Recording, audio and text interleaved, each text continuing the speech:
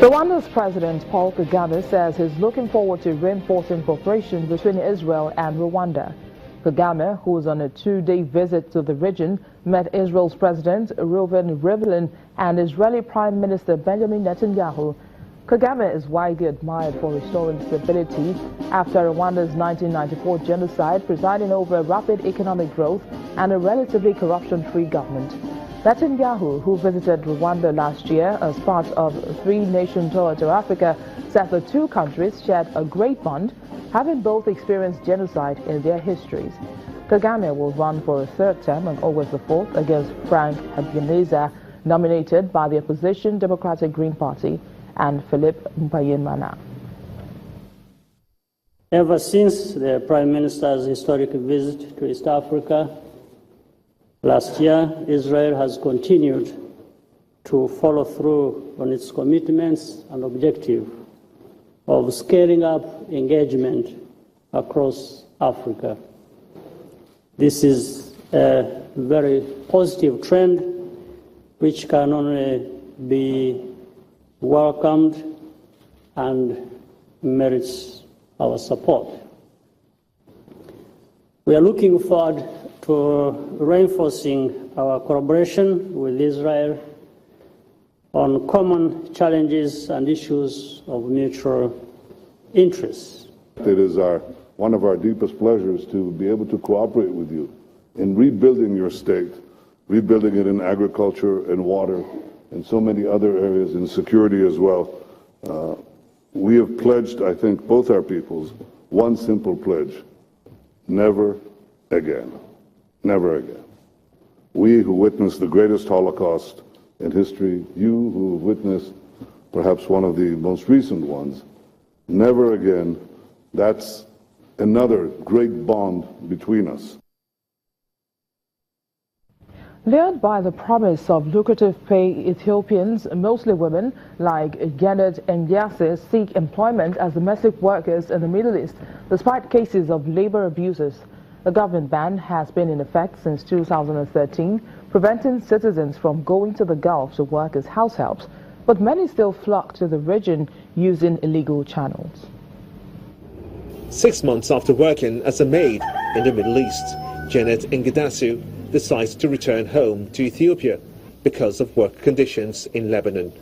She says that she worked long hours with little rest, and her employers never allowed her to go outside the house. Janet is now back in Addis Ababa, married with a son. Her husband is currently unemployed, and she works as a part-time domestic worker. I noticed that Arabs generally despise Ethiopians. They look down on us a lot. They don't consider you to be a human being. They believe that a servant is just a servant. They say that you are here to work as a servant and you cannot dress up as you like. That's unthinkable. You cannot think of your rights. They'll deprive you of all your rights. You have to convince yourself that you are here to work and work only.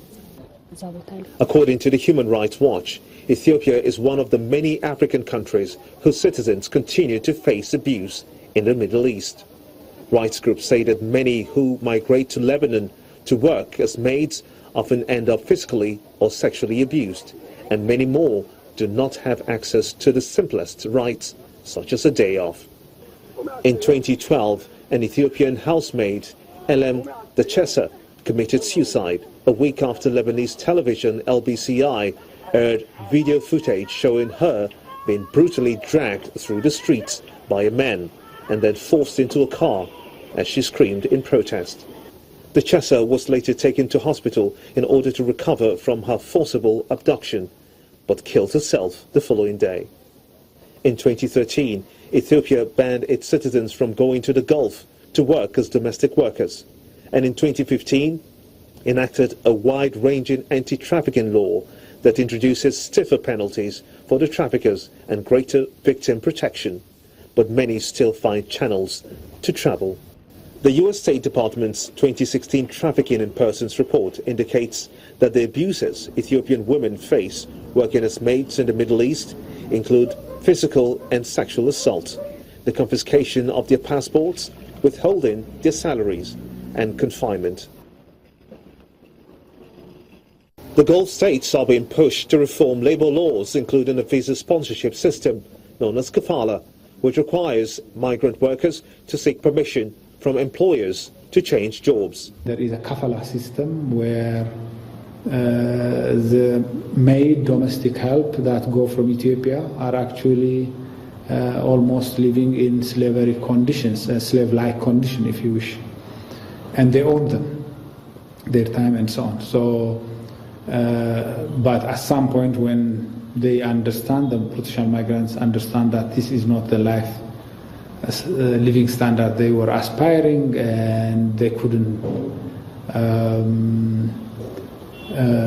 resist some of the abuse, then they actually take measures which is including from suicide, committing suicide, to attacking those people who are subjugating them to slavery-like situation. However, many want to pursue their dreams to live abroad, and apart from travelling to the Middle East, thousands of Ethiopians also embark on a risky boat journey every year to seek economic opportunities in Europe. Somalia's telecommunications minister has declared a major disaster for the economy if the internet outage, which has been going on for about 2 weeks, continues. Abdur Ansur Hassan says the country is losing an average of $10 million each day due to the outage and has so far lost more than $130 million. The minister adds that the government is working hard to try to restore the internet service to the country. The outage was caused by damage to an undersea cable more than 2 weeks ago. Staying in Somalia, security forces say 18 Islamic insurgents have been killed during an operation in the northern region of Puntland. A senior officer in the security force adds that 6 of their bases in Gilgala Hills had been burned. Puntland security forces are trained and supported by a small number of U.S. operatives based in the semi-autonomous northern region. It's not clear whether the United States had any involvement in the operation. Al-Shabaab, an Al-Qaeda-linked insurgent group that wants to impose strict Islamic law in Somalia, confirmed there was a raid but denied there were any casualties.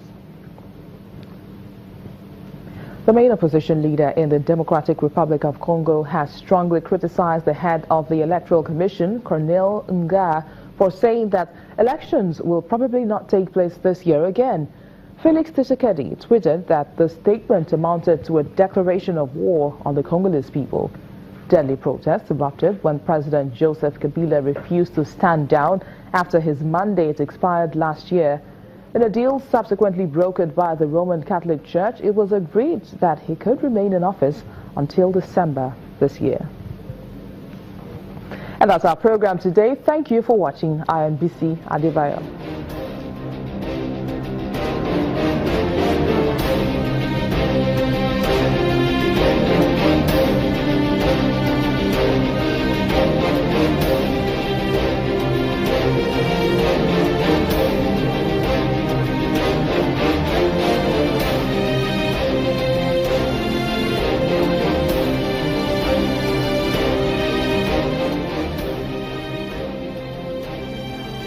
Building world peace should not undermine the values of small communities that make up the larger society. There's need for a clearer understanding of the people who make up these communities, their collective interests,